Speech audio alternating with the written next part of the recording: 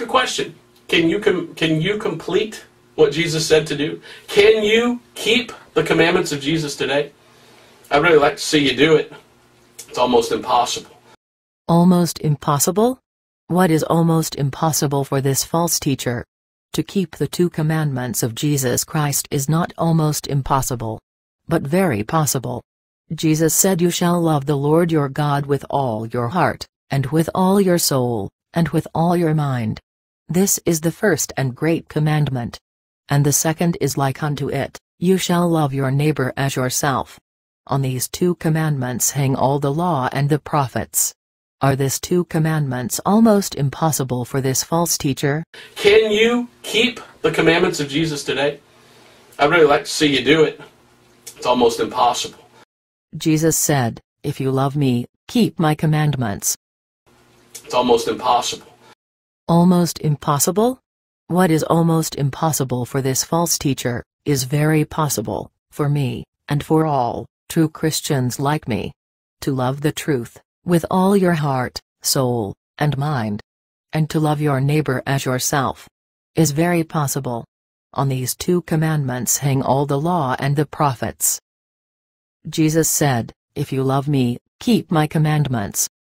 And I will pray the Father, and he shall give you another Comforter, that he may abide with you forever, even the Spirit of truth, whom the world cannot receive, because it sees him not, neither knows him, but you know him, for he dwelleth with you, and shall be in you. I will not leave you comfortless, I will come to you. I will not leave you comfortless, I will come to you." So, according to this false teacher, you cannot be born again, because he said, is almost impossible for you to keep the 2 commandments of Jesus. Equals to love Jesus. Jesus said, "If you love me, keep my commandments." It's almost impossible.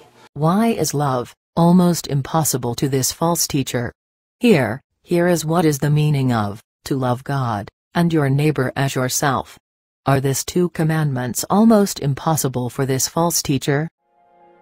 1 Corinthians, chapter 13. Though I speak with the tongues of men and angels, and have not love, I am as sounding brass, or a tinkling cymbal.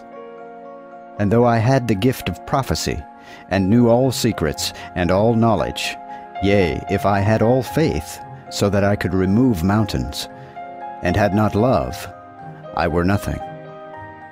And though I feed the poor with all my goods, and though I give my body, that I be burned, and have not love, it profiteth me nothing. Love suffereth long, it is bountiful. Love envieth not. Love doth not boast itself, it is not puffed up. It doth no uncomely thing. It seeketh not her own thing. It is not provoked to anger. It thinketh no evil. It rejoiceth not in iniquity, but rejoiceth in the truth. It suffereth all things. It believeth all things. It hopeth all things. It endureth all things. Love doth never fall away. Though that prophesyings be abolished, or the tongues cease, or knowledge vanish away. For we know in part, and we prophesy in part. But when that which is perfect is come, then that which is in part shall be abolished. When I was a child, I spake as a child. I understood as a child. I thought as a child. But when I became a man, I put away childish things. For now we see through a glass darkly, but then shall we see face to face. Now I know in part, but then shall I know even as I am known. And now abideth faith, hope, and love, even these 3. But the chiefest of these is love.